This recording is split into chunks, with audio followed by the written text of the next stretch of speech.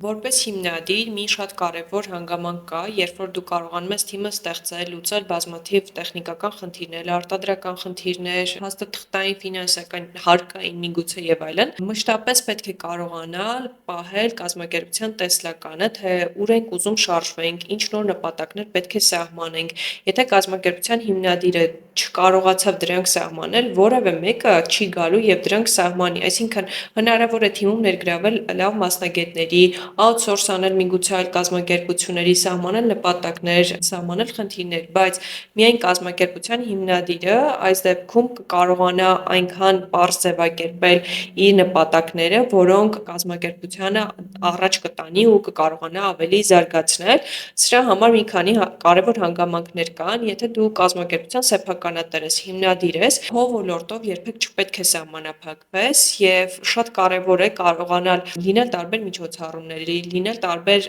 ոլորտներում, ուսումնասիրել լրիվ այլ մասնագիտական ուղղություններ, ճամփորդել միգուցե, ներգրավել process-ների մեջ, որոնք միգուցե ընդհանրապես հետաքրքիր չեն, օրինակի համար շատ տարբեր դրանք կարող են լինել, հա, եթե դուք արտադրական process-ում եք, հետաքրքրվեք շինարարությամբ, եթե շինարարության ոլորտում եք, հետաքրքրվեք միգուցե բժշկության ոլորտով, այսինքն ամեն տեղ ու ամեն ինչից հնարավոր է վերցնել հետաքրքիր մի նոր բան, ներդնել դա քո սեփական գործում ու դա ծառայեցնել բիզնեսի զարգացմանը կամ նոր նպատակների սահմանմանը միգուցե։